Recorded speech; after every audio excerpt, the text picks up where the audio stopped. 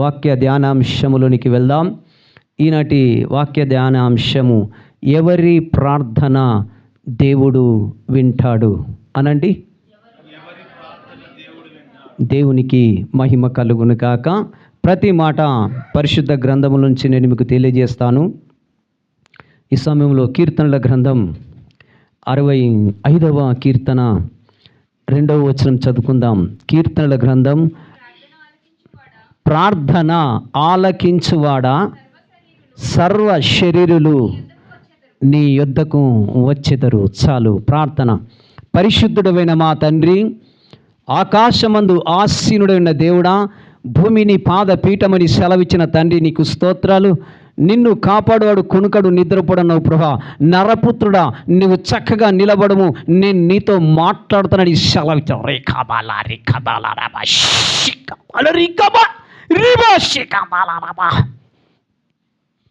మాట్లాడి తండ్రివి నీవు నాయనా, మీ స్వరమును వినిపించండి అయ్యా. మా హృదయాలు తెరవండి ప్రభు, మాట్లాడి మహిమ పొందుమని యేసు నామమున అడిగి వేడుకొనుచు ఈ ప్రార్థన మీకు సమర్పిస్తున్నా నా పరమ తండ్రి. Amen, amen. అందరం గట్టిగా చప్పట్టు కొడదామా?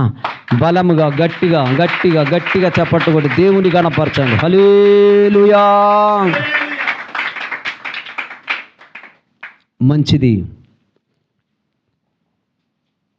దావీదు అంటున్నాడు 65వ కీర్తన 2వ వచనములో,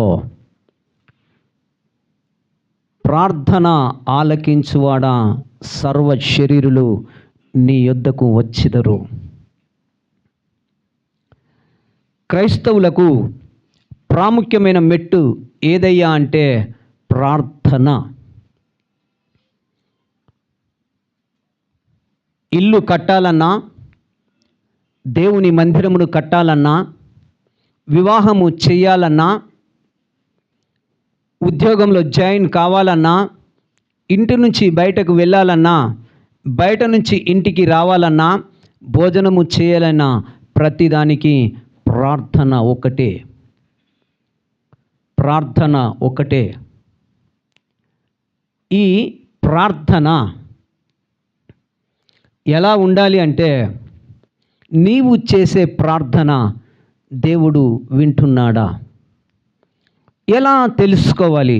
నేను చేసే ప్రార్థన అది దేవుని సన్నిధికి వెళ్ళుతుందా, అది దేవుని సన్నిధికి వెళ్ళట్లేదా అనేది మనము ఎలా తెలుసుకోవాలి? మనము ప్రతి విషయంలో ప్రభు దగ్గర ప్రార్థన చేసుకుంటాం. మీకున్నటువంటి ప్రార్థన అవసరత కావచ్చు, నాకున్నటువంటి ప్రార్థన అవసరత కావచ్చు. అది ఏది ఏమైనా మనము ప్రతి ఒక్కరం కూడా ప్రార్థన చేసుకుందాం ఫలానా విషయంలో అని చెప్పేసి అంటాం. ఈ విషయమునే అపోస్తలుడైన పౌలు గారు కొలస్సీ సంఘంతో ఒక మాట చెప్పాడు. రండి, కొలస్సీ పత్రిక 3వ అధ్యాయం, కొలస్సీలు రాసినటువంటి పత్రిక 3వ అధ్యాయం 17వ వచనం ఒకసారి మనం చదువుకుందాం. 3:17. మరియు చూడండి, అండర్లైన్ చేసుకోండి. మరియు మాట చేత కానీ క్రియ చేత కానీ మీరు ఏమి చేసినను ప్రభువైన యేసు ద్వారా తండ్రి అయినటువంటి దేవునికి కృతజ్ఞతాస్తుతులు చెల్లించుచు సమస్తమును ఆయన పేరట చేయుడి. హల్లెలూయా. ప్రతి మాట మీరు అండర్లైన్ చేసుకోండి. అపోస్తలుడైన పౌలు గారు చెప్తున్నారు, ఓ కొలస్సీ సంఘమా, మీరు ఏమి చేసినా సరే అది ప్రభువైన యేసు నామమున తండ్రి అయినటువంటి దేవునికి మీరు కృతజ్ఞతాస్తుతులు చెల్లిస్తూ ప్రార్థన ద్వారా ముందుకు వెళ్ళండి. ఈ మాట ప్రపంచ యావత్తు కూడా ఈరోజు క్రైస్తవులు అనే వాళ్ళు ప్రతి విషయంలో ప్రార్థన ద్వారానే మనము ప్రభు దగ్గరికి వెళ్ళాలి.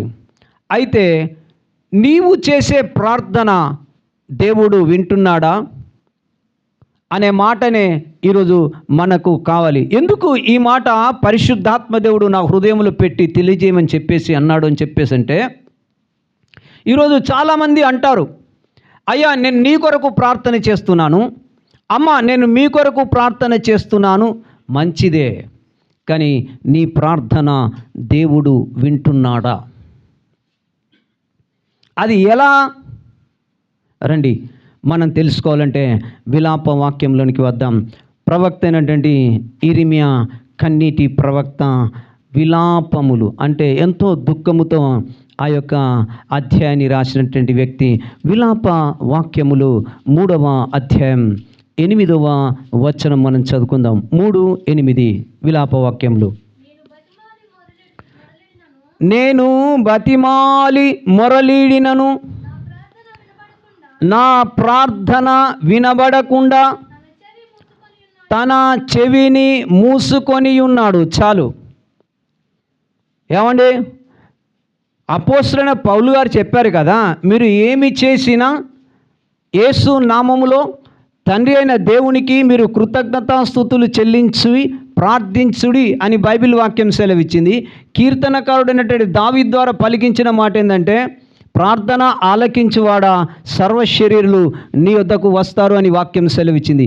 ఇప్పుడు నా ప్రార్థన, నీ ప్రార్థన ప్రభువు వింటున్నాడా? ఇప్పుడు ప్రవక్త అయినటువంటి ఇర్మియా అంటున్నాడు కదా, నేను బతిమాలి మొరలీడినను నా ప్రార్థన వినబడకుండా తన చెవిని మూసుకున్నాడు. ఎందుకు?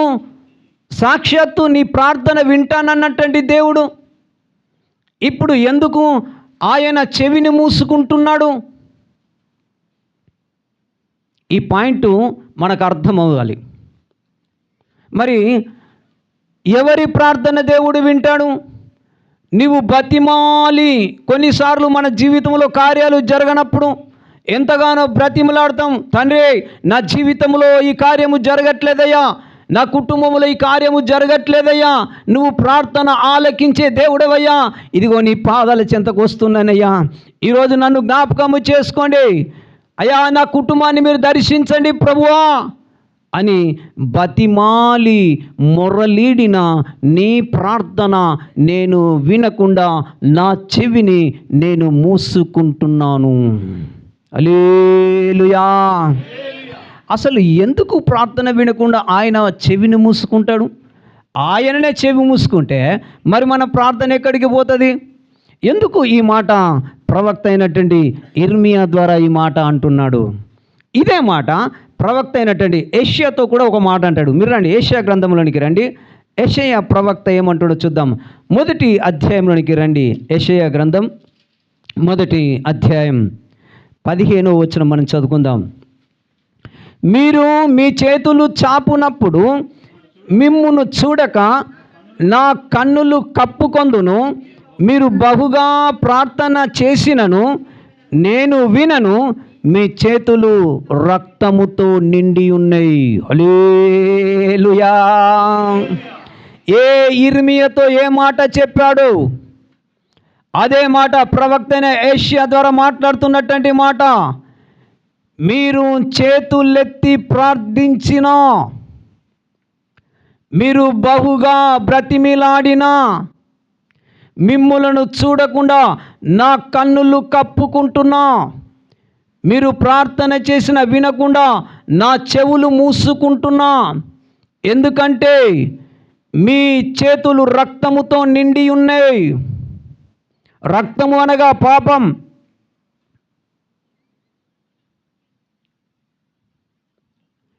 మీరు చేతులెత్తి ప్రార్థించిన నేను వినను. ఎందుకు చేతులెత్తి ప్రార్థించిన వినను అంటున్నాడు?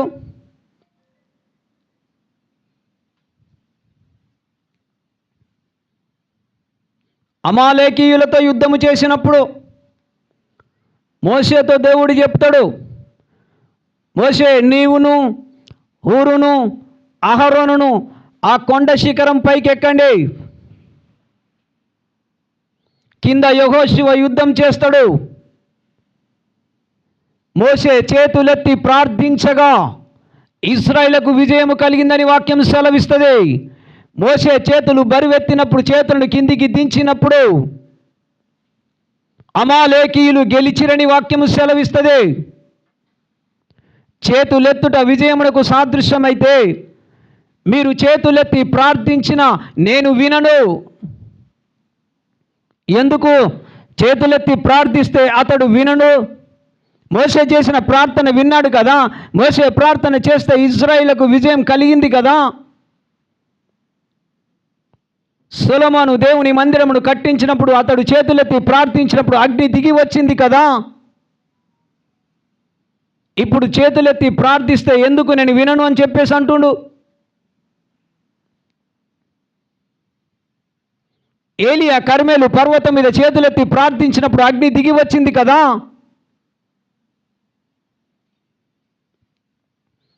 ఇప్పుడు ఎందుకు? మీరు బహుగా ప్రార్థన చేసినను నేను వినకుండా నా చెవిని మూసుకుంటున్నాను. మీరు బతిమాలి నన్ను అడిగినా కానీ నా కన్నులు కప్పుకుంటున్నానని బైబిల్ వాక్యం సెలవిస్తుంది. ఎందుకు? ఏ రోజైనా ప్రభువును నువ్వు అడిగావా? ఎవరి ప్రార్థన మరి ప్రభువు వింటాడు? పరిశుద్ధుల ప్రార్థన దేవుడు వింటాడు. పాపుల ప్రార్థన దేవుడు వినడు. యోహాను సువార్త 9వ అధ్యాయం, యోహాను సువార్త 9వ అధ్యాయం 31వ వచనం చదువుకుందాం. యోహాను సువార్త 9వ అధ్యాయం 31వ వచనం. చూడు అమ్మా, 31వ వచనము అండర్లైన్ చేసుకోండి. దేవుడు పాపుల మనవి ఆలకింపడని ఎరుగుదుము. ఎవడైనను దేవభక్తుడై ఉండి ఆయన చిత్తము చొప్పున జరిగించిన ఎడల ఆయన వాని మనవిని ఆలకించును. హల్లెలూయా. సాక్షాత్తు నా ప్రభువైన యేసు క్రీస్తుల వారు చెప్తున్నటువంటి మాట. ఎవరి ప్రార్థన వినడట? మరలా చదువు అదే మాట. దేవుడు పాపుల మనవి ఆలకింపడని ఎరుగుదుము. చూడండి, ఎవడైనను దైవ భక్తుడై ఉండి ఆయన చిత్తము ఏమిటి? ఆయన చిత్తం ఏమిటో తెలుసా? అతడు పరిశుద్ధుడు. నేను పరిశుద్ధుడై ఉన్నట్టు మీరును పరిశుద్ధులై ఉండుడే. పరిశుద్ధుల ప్రార్థన ప్రభువు వింటాడు. పాపుల ప్రార్థన వినడని వాక్యము సెలవిచ్చింది. ఈ పరిశుద్ధ గ్రంథములో 600 రకాల పాపాలు ఉంటాయి. 600 రకాల పాపాలు.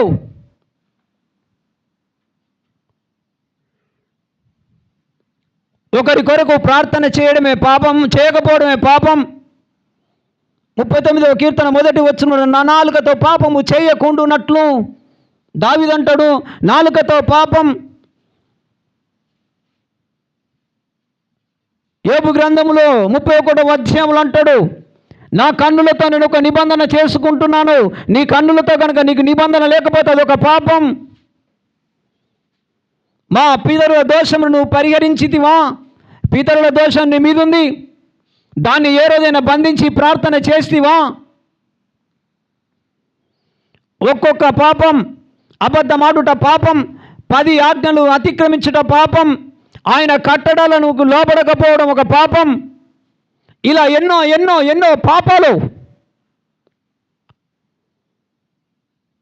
పాపుల మనవిని నేను ఆలకించను. ఎవరి ప్రార్థన నీవు వింటావయ్యా అంటే ఆయన అంటాడు పరిశుద్ధుల ప్రార్థన. పరిశుద్ధుల ప్రార్థన కావాలి. ఈరోజు చాలామంది జీవితాలు ప్రార్థన ఎలా ఉంటుందంటే 2 గోడల మధ్య అది పైకి వెళ్ళకుండా మధ్యలోనే ఆగిపోతూ ఉంది. ఫుట్బాల్ గ్రౌండ్లో బాల్ తన్నితే పైకి ఎగురుతుంది, తిరిగి కిందికి వచ్చినట్టే ఈరోజు చాలామంది పాపుల ప్రార్థన ప్రభు సన్నిధికి వెళ్ళట్లేదు.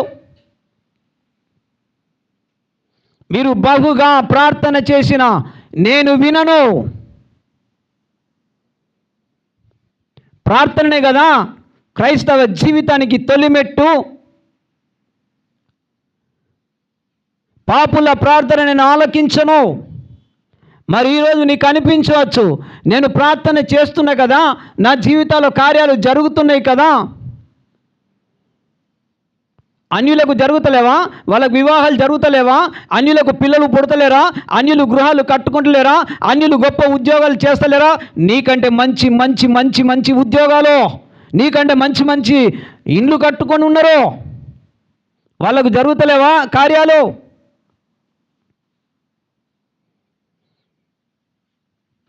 ఈరోజు చాలామంది క్రైస్తవ జీవితాలు బట్ట పొట్టతోనే గడుపుతూ ఉన్నారు. ఉద్యోగం ఉంటే చాలు, ఈరోజు పొట్ట గడితే చాలు. ఏ రోజైనా ఆలోచించావా? నా ప్రార్థన నీ సన్నిధికి వస్తుందా అని అడిగావా? ప్రియ దేవుని బిడ్డ, కొంచెం మంది పరిశుద్ధుల ప్రార్థన నేను మీకు చూపిస్తా.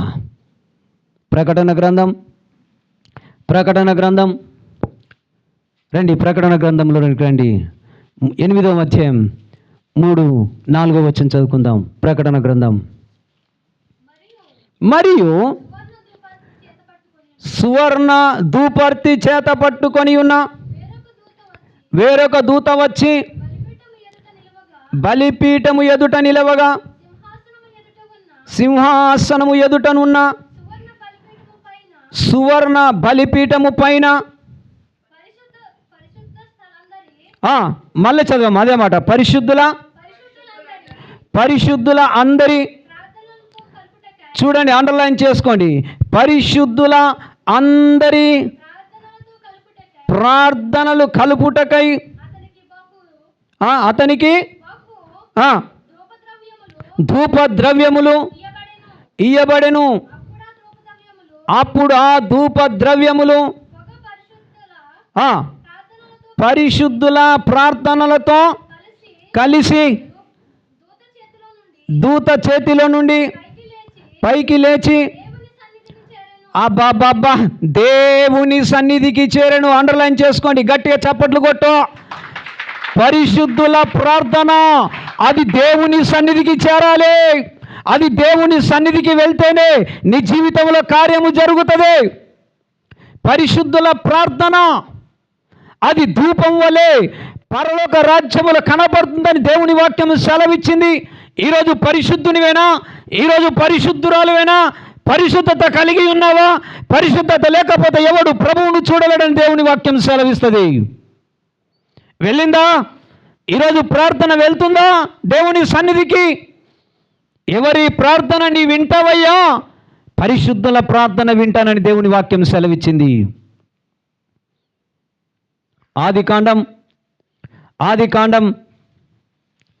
ఆదికాండంలోనికి రండి. ఆదికాండం 20వ అధ్యాయం 18వ వచనం చదువుకుందాం. ఆదికాండం 20వ అధ్యాయం 18వ వచనం. 20వ అధ్యాయం 18వ వచనం. అమ్మా చదువు. ఏలయనగా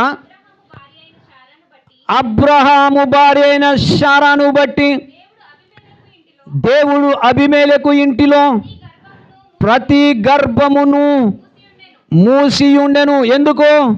రాజైనటువంటి అబీమెలెకు అబ్రహాము యొక్క భార్య, సుందరవతి అయినటువంటి అబ్రహాము భార్య శారానట అబీమెలెకు తన ఇంటికి తెచ్చుకున్నటువంటి పాపమును బట్టి దేవుడు అబీమెలెకు ఇంటిలో ప్రతి గర్భాన్ని మూసివేసిండు.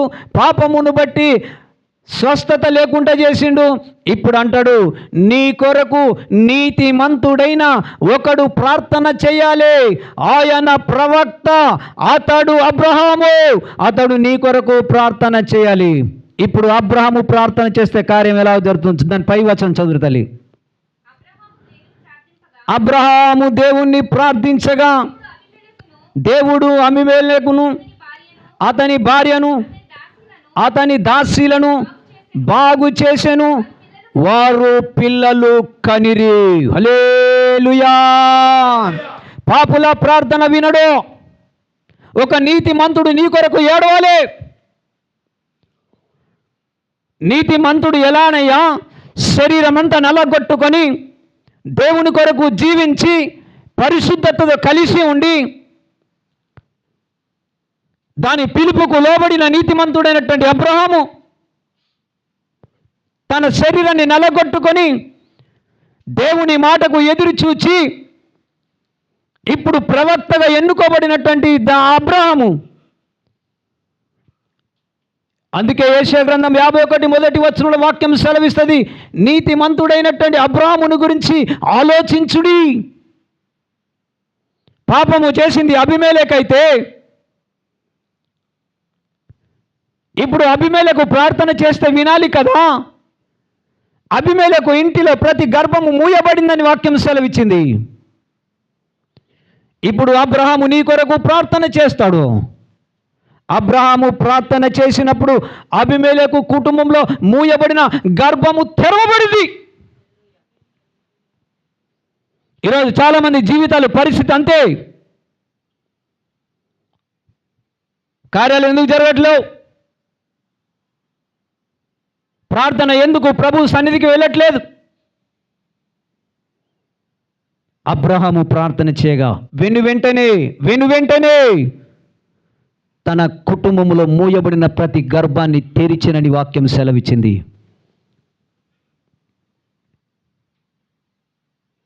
నిర్గమకాండం సంఖ్యాకాండంలోకి రండి, ఒకసారి సంఖ్యాకాండంలోకి వద్దాం. సంఖ్యాకాండం 12వ అధ్యాయం 7-8 వచనం చదువుకుందాం. సంఖ్యాకాండం. అతడు నా ఇల్లంతటిలో 12వ అధ్యాయం, సంఖ్యాకాండం 12వ అధ్యాయం 7-8 వచనం చదువుదాం. చదువు. అతడు నా ఇల్లంతటిలో నమ్మకమైన వాడు, నేను గూఢాభావములతో కాదు, దర్శనమిచ్చి ముఖాముఖిగా అతనితో మాట్లాడుదును. అతడు యెహోవా స్వరూపమును నిదానించి చూచును. కాబట్టి నా సేవకుడైన మోషేకు విరోధముగా మాటలాడుటకు మీరెలా భయపడలేదు? కూషు దేశస్తురాలను వివాహం చేసుకున్నటువంటి మోషే గురించి వాక్యం సెలవిస్తుంది. అహరోను, మిర్యాము ముగ్గురు కూడా ఒక్కింటి వారే. కానీ మిర్యామట కూషు దేశస్తులను వివాహము చేసుకున్నటువంటి విషయం తెలుసుకొని అహరోను మిర్యాము ఇద్దరు కూడా మోషేకు విరోధముగా మాట్లాడగా యెహోవా అంటుండు, మీరు ప్రార్థన చేస్తేనే నేను విననని మీరు అనుకుంటున్నారా? మాటలాడే మాటలను కూడా నేను వింటానని వాక్యం సెలవిచ్చింది. ఇదిగో ప్రత్యక్షంగా గుడారం యొద్దకు రండి. ఈరోజు నా సేవకుడైనటువంటి మోషేకు విరోధముగా మీరు ఎలా మాటలాడితిరి? రండి, మీరు మాటలాడుకొనుచుండగా నేను వింటినని వాక్యం సెలవిస్తుంది. ఎందుకు విరోధంగా మాటలాడి మీరు పాపము చేసితిరి? ఇప్పుడు పనిష్మెంట్ రాని వచ్చింది. దేవుని దగ్గరికి వెళ్ళి ఏమొచ్చిందో చూద్దాం. ఇదే సంఖ్యాకాండం, ఇదే 12వ అధ్యాయంలోనికి రండి, 11వ వచనం చదువుకుందాం. అహరోను, అయ్యో నా ప్రభువా, మేము అవివేకులము, పాపులమైన మేము, అండర్లైన్ చేసుకోండి, పాపులమైన మేము చేసిన ఈ పాపమును మా మీద మోపవద్దు.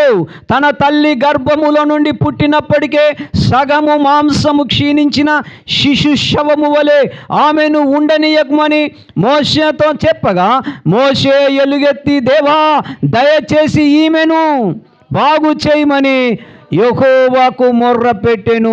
హల్లెలూయా. అహరోను ప్రార్థన చేస్తే ఎందుకు వినడు?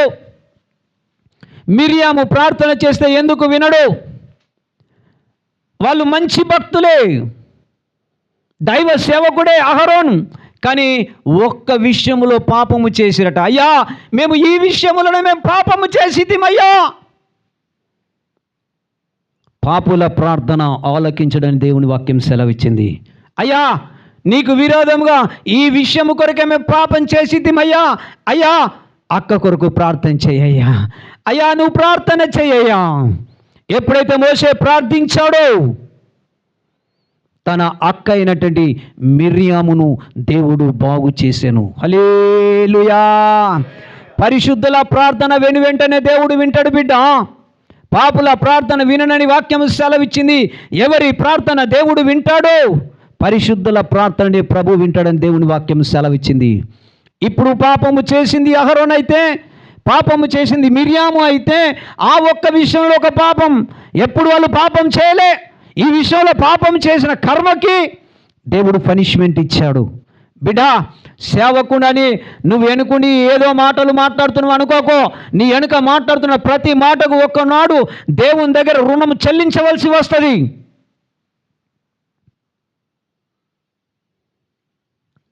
మనము మాట్లాడే ప్రతి మాట ఆయన వింటాడు. ఒకవేళ మాటల్లో దోషం ఉన్నదనుకో, అది పాపం. కొందరు సంఘములో అభిషేకంతో దిగివచ్చి అన్య భాషలతో ప్రవచిస్తే వీళ్ళకు గిట్టది.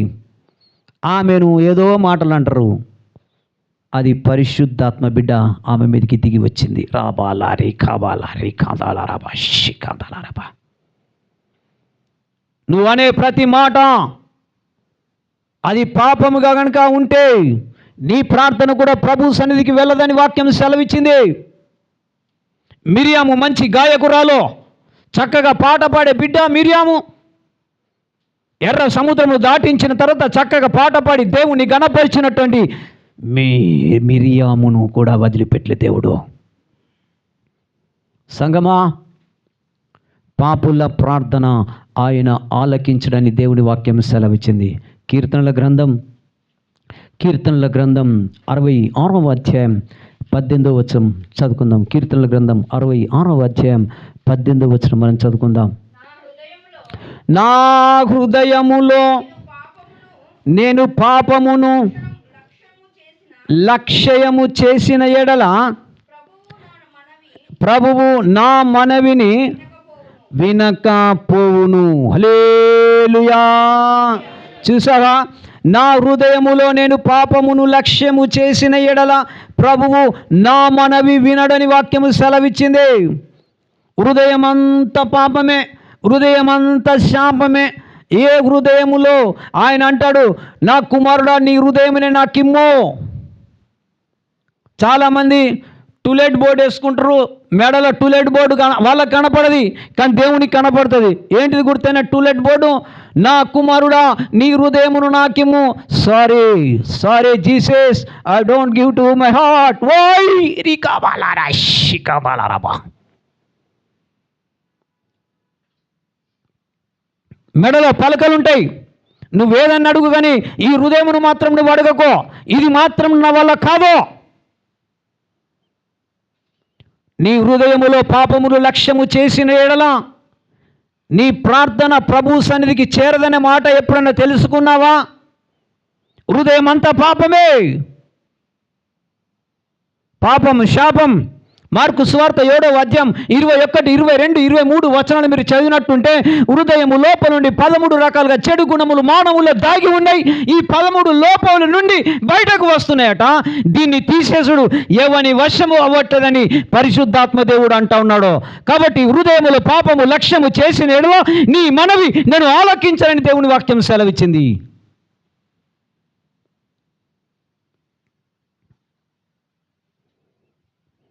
దావీదు మహారాజు అంటున్నాడు, నా హృదయములో నేను పాపమును లక్ష్యము చేసినలా నా ప్రార్థన నువ్వు వినవయ్యా. 2వ సమూయేలు గ్రంథం 12వ అధ్యాయం 2వ సమూయేలు గ్రంథం 12వ అధ్యాయం 9, 10వ వచనం చదువుకుందాం. నేను నీకు మరీ ఎక్కువగా ఇచ్చి ఉందును, నీవు యెహోవా మాటను తృణీకరించి ఆయన దృష్టికి చెడుతనము చేసితివేమో. హిత్తీయుడగు ఉరియాను కత్తి చేత చంపించి అతని భార్యను నీకు భార్యయగునట్లుగా నీవు పట్టుకొని ఉన్నావు. అమ్మోనీయుల చేత నీవు చంపించితివి కదా. నీవు నన్ను లక్ష్యము చేయక హిత్తీయుడగు ఉరియా భార్యను నీకు భార్యయగునట్లు తీసుకొనినందున నీ ఇంటి వారికి సదాకాలము యుద్ధము కలుగును. హల్లెలూయా. హల్లెలూయా. నేను హృదయములో పాపము చేస్తే, నా హృదయములో పాపమును లక్ష్యము చేస్తే నా మనవి నువ్వు వినకని ఎట్లాగైతే దావీదు అంటుండో, ఇప్పుడు రానే వచ్చింది సమాచారము. నాతాను ప్రవక్తను పంపించాడు.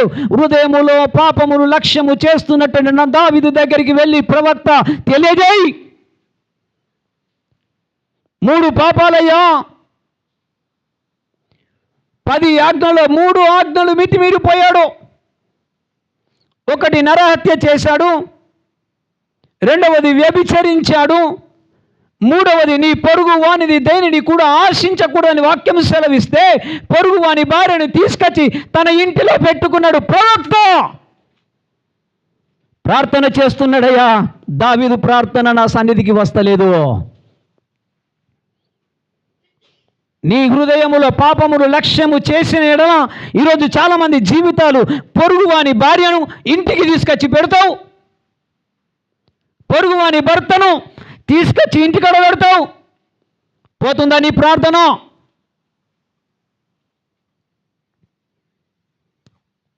ప్రార్థన ఎందుకు వెళ్ళట్లేదు? ఇప్పుడు ప్రవక్త ద్వారా సమాచారం అందింది. దావీదు ఎన్ని రోజులు తన హృదయములో ఆలక్ష్యం చేస్తున్నాడు. అయ్యో అయ్యో, నా ప్రార్థన అయితే ప్రభు సన్నిధికి వెళ్ళట్లేదు అనుకుంటున్నాడు. అలాంటి పరిస్థితుల్లో ప్రవక్త అయిన నాతాను పంపించి తెలియజేసినప్పుడు ఇప్పుడు ఆయన ఏమంటాడో చూద్దాం. కీర్తనల గ్రంథం 25వ అధ్యాయం, కీర్తనల గ్రంథం 25వ అధ్యాయం 11వ వచనం చదువుకుందాం. 25:11 వచనం. యెహోవా, చూడండి, నా పాపము బహు ఘోరమైనది, నీ నామమును బట్టి నన్ను క్షమించుము. ఇప్పుడు వచ్చిండు, దేవుని పాదాల దగ్గరకు వచ్చిండు దావీదు. నా పాపము బహు ఘోరమైనదయ్యా, నా పాపమును నువ్వు క్షమించు. 32వ కీర్తన 5వ వచనం, కీర్తన గ్రంథం 32:5వ వచనం. నా దోషమును కప్పుకొనక, చూసారా, ఇప్పుడు నా దోషమును కప్పుకొనక ఒప్పుకుంటున్నయ్యా. ఒప్పుకున్న తర్వాత ఏమంటుండు చూడు. 139వ కీర్తన 139వ కీర్తన 139వ కీర్తనలోనికి రండి. 23-24 వచనం చదువుకుందాం. దేవా, నన్ను పరిశోధించి నా హృదయమును తెలుసుకొనుము, నన్ను పరీక్షించి నా ఆలోచనలు తెలుసుకొనుము. నీకు ఆయాసకరమైన మార్గము నా యందున్నదేమో చూడుము, నిత్య మార్గమున నన్ను నడిపించుము. హల్లెలూయా. ఒప్పుకోలు ఇలా ఉండాలి బిడ్డ. ఒప్పుకున్నంత మాత్రాన విడిచిపెట్టలేకపోతున్నావు.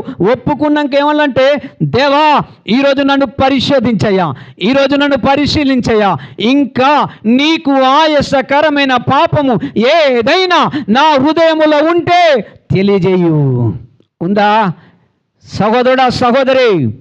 ఒప్పుకొని విడిచిపెట్టలేకపోతున్నవే, బల్ల వచ్చిందంటే ఒప్పుకోలు చేసుకుంటున్నవే, ఒప్పుకోలు చేసిన తర్వాత మళ్ళా దుంకుతున్నవే అందులోనే. వద్దు, పాపిలాగా పందిలాగా పొరలకని పరిశుద్ధునిగా జీవిస్తే నీ ప్రార్థన ప్రభు సన్నిధికి వెళ్తాను. దేవుని వాక్యం సెలవిచ్చింది. హల్లెలూయా, హల్లెలూయా. గట్టిగా చప్పట్లు కొట్టి దేవుని గణపరచు. ఇప్పుడు 141వ కీర్తన మొదటి 2 వచనాలు చదువుకుందాం. 141వ కీర్తన. యెహోవా,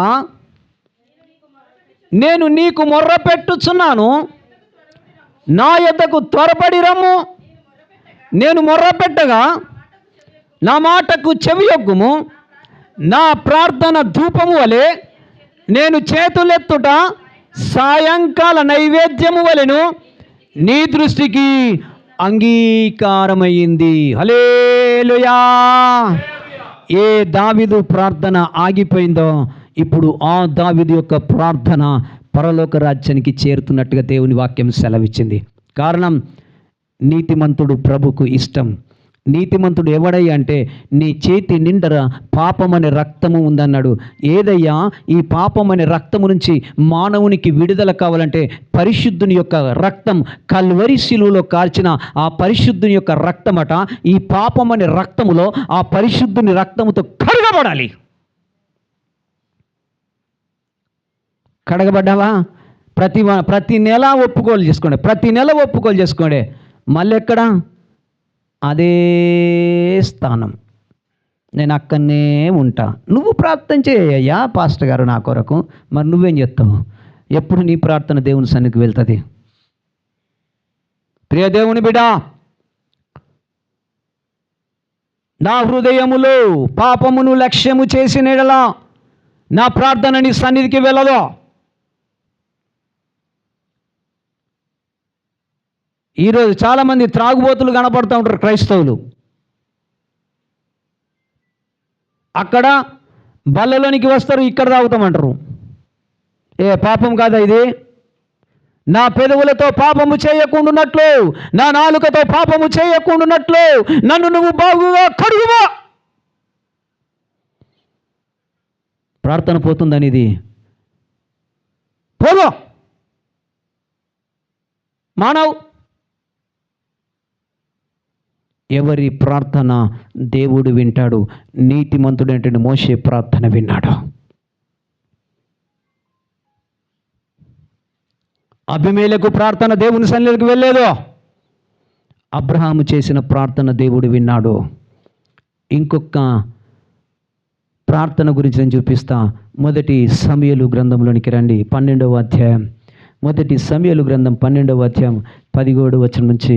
మొదటి సమూయేలు గ్రంథం 12వ అధ్యాయం.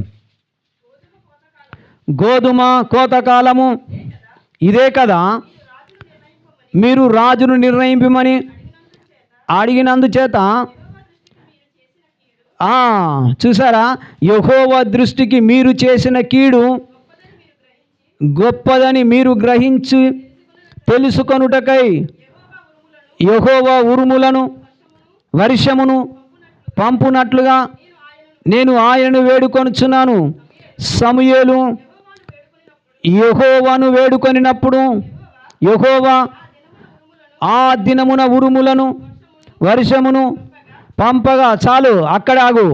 ప్రియ దేవుని బిడ్డ, ఇజ్రాయేలు ప్రజలు న్యాయాధిపతుల తర్వాత మాకొక రాజు కావాలని చెప్పేసి సమూయేలు దగ్గర అడిగినప్పుడు దేవుడు అంటాడు, వారు రాజు కావాలని నిన్ను కోరుకుంటున్నారయ్యా, నీ దగ్గర విచారము చేస్తున్నారయ్యా, వాడికి ఒక రాజును నిర్ణయించుము.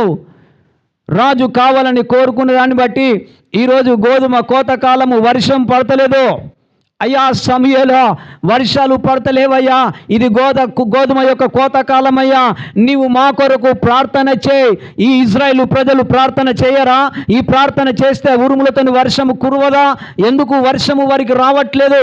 ఇప్పుడు ప్రవక్త అయినటువంటి సమూయేలు ప్రార్థన చేస్తున్నట, వర్షమును కురిపించనని వాక్యము సెలవిస్తుంది. ఇప్పుడు వాళ్ళు ఏమని ఒప్పుకుంటున్నారు? అక్కడి నుంచి చదువు.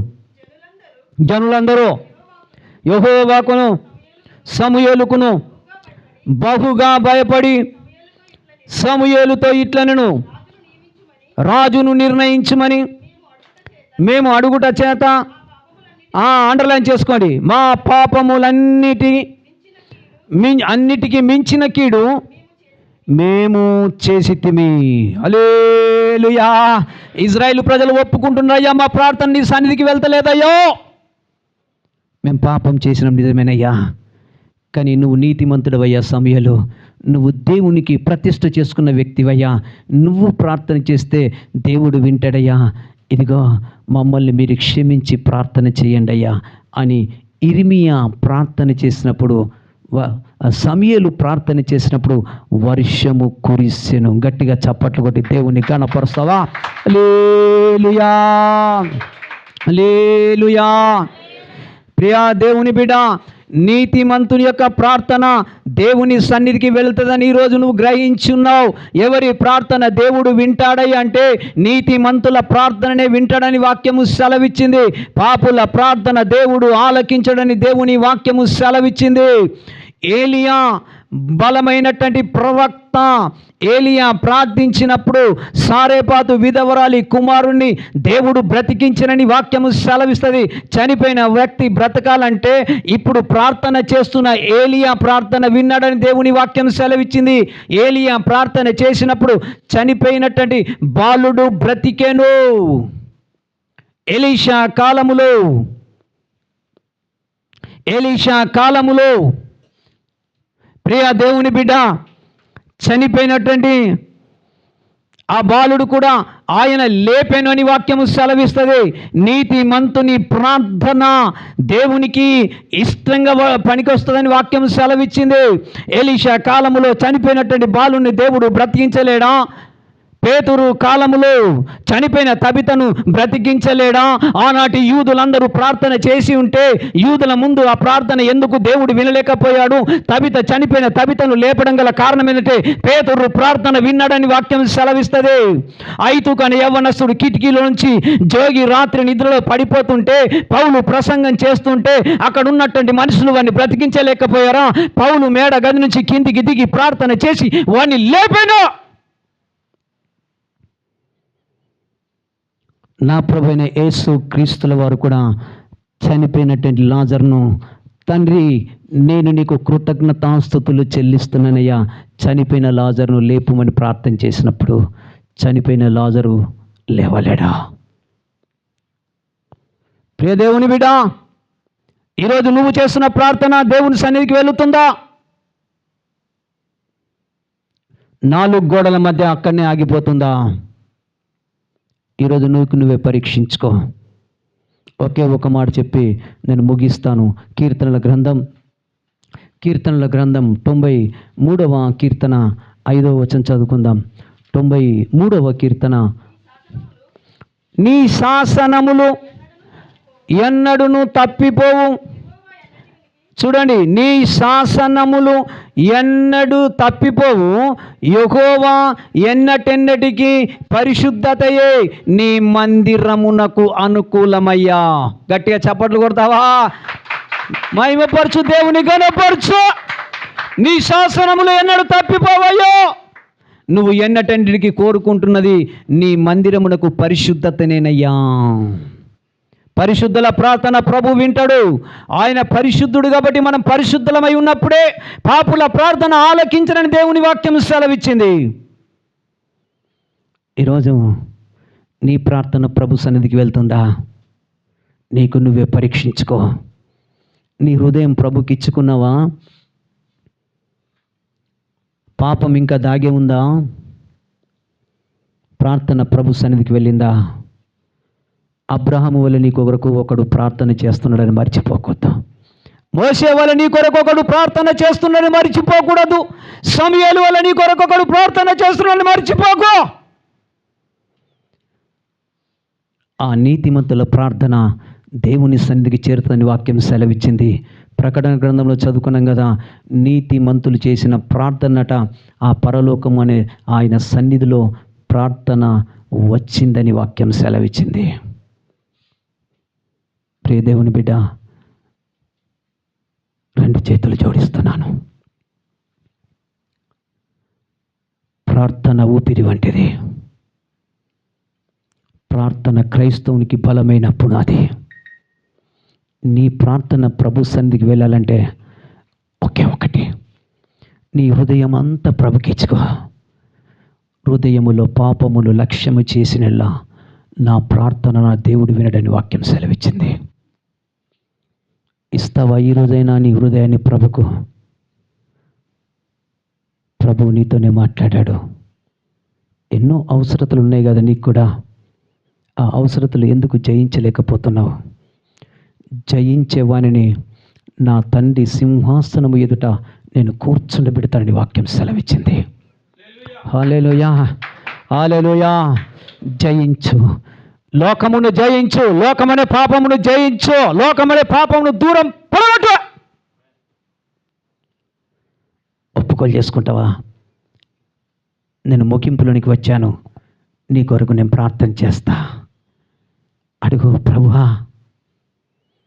నేను ఇంతవరకు ఇంకా లోకమును జయించలేకపోతున్నానయ్యా, జయించే కృప నాకు ఇయ్యయ్యా. ఎన్ని రోజులు ఎందరి కొరకు నేను ప్రార్థన చేస్తున్నాను అని ఒక భ్రమలోనే ఉన్నానయ్యా. కానీ ఈరోజు తెలిసింది ప్రభా, నా ప్రార్థన కూడా నీ సన్నిధికి రావట్లేదని. చెప్పగలవా? నీ గుండెల మీద చేసుకొని, నేను పలానా వ్యక్తి కొరకు ఇన్ని రోజుల నుంచి ప్రార్థన చేసిన నా ప్రభు నా ప్రార్థన విన్నాడని చెప్పగలవా? చెప్పలేవు. ఎందుకో తెలుసా? నీ హృదయంలో ఉన్న పాపం నువ్వు బయటకి ఇంకెక్కి రాలేకపోతా ఉంది. రీకాందాలరబా. నీ కొరకు ఒక పరిశుద్ధుడు ప్రార్థన చేస్తూ ఉన్నాడు. నీ కొరకు ఒక పరిశుద్ధురాలు ప్రార్థన చేస్తూ ఉంది. ఎవరో ఒకరు నీ కొరకు ప్రార్థన చేస్తుంటే నీ కొరకు చేసిన ప్రార్థన ఆయన ఆలకించి నీ కొరకు ఉత్తరం ఇస్తూ ఉన్నాడు. మోసే చేసినట్టే, అబ్రాహాము చేసినట్టే, సమూయేలు చేసినట్టే ప్రార్థనలు నీ కొరకు ఒకరు ప్రార్థన చేస్తున్న మాట మర్చిపోకు. ఈ రోజుకైనా ప్రభువా, నీ సేవకుని నిలబెట్టుకుని నాతోనే నువ్వు మాట్లాడినావు తండ్రి, నా ప్రార్థన కూడా నువ్వు ఆలకించయ్యా అని నువ్వు ఒప్పుకోలు చేసుకో. ప్రార్థన చేసుకుందాం. కొద్ది మాటలు దేవుడు దీవించి ఆశీర్వదించునుగాక. ఆమేన్, ఆమేన్. మంచిది. ఈ సమయంలో పాస్టర్ పాల్ గారు ముందుకు వచ్చినట్టుంటే